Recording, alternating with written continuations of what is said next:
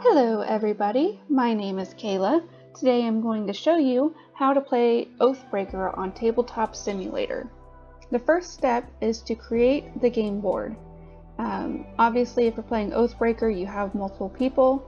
Oathbreaker is recommended to be played with 4 players, and nobody's going to be joining because there's a password, but otherwise you can either open it up to play with anybody on Tabletop Simulator, or you can play set up through Discord and you can set a password to share with your playmates. So we're going to go ahead and create a server. And here is the default board. It randomizes it behind you. You have the classic games available that come with Tabletop Simulator. You have the DLCs that cost money to be able to play. Then you've got what we need is the workshop. In the workshop, these are all the different things that you subscribe through on the Steam workshop.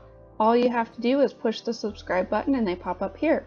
Today we need the Magic the Gathering Oathbreaker table that I created, and we're going to be walking through how to get that set up in play. So all you need to do is click on it and click load.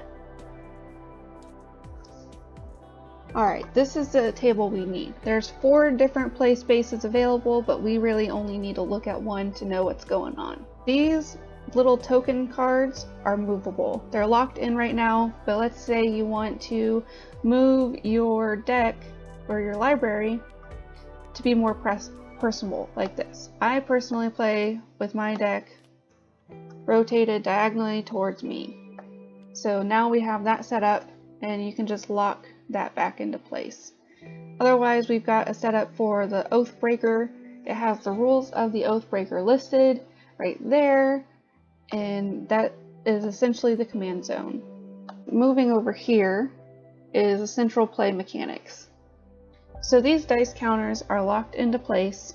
If you need to interact with them, you can right click them and you can change the toggles. However, you can also right click to roll or go to rotation value and click on what you want it to be. But the shortcut to do that is you just hover over it and you click the numbers quickly that you need. So 20 to 0. And you can do that with all of these. Then we have a infinite token bag of +1/+1 counters, and if you flip them, they're -1/1 counters. Then we have these little indicators just as a suggestion on where to move the turn indicator. Over here we have an infinite bag of D12 dice.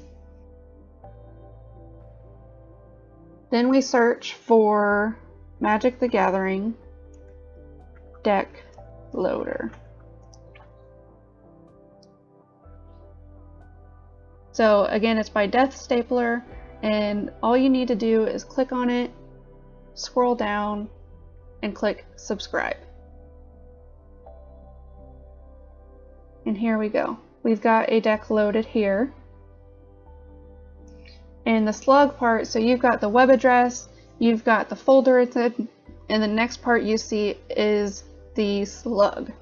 You don't want the slashes, but you do want to go ahead and copy and paste the slug, that's what's highlighted there, and input that into the deck loader.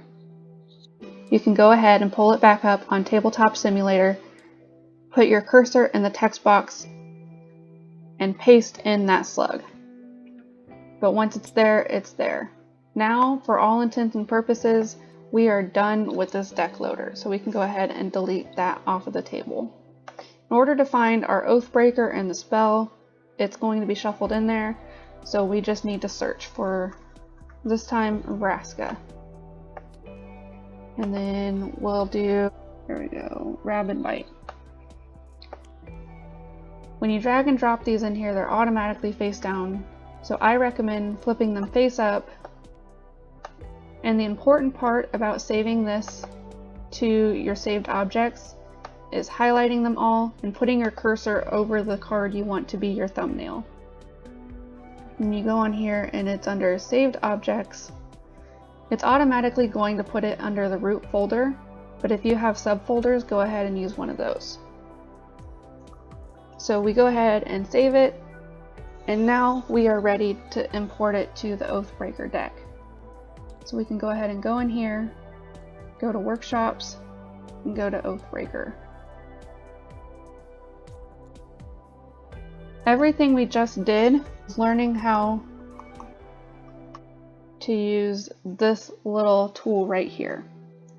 Once you've used that tool and you've saved your deck, this is no longer needed. Okay, and that's everything you need to know in order to use this table to play Oathbreaker on Tabletop Simulator. I want to go ahead and thank you all for viewing. I want to give a shout out to Death Stapler for creating the loader that I showed you, and I look forward to playing Oathbreaker with you and seeing what all you can come up with.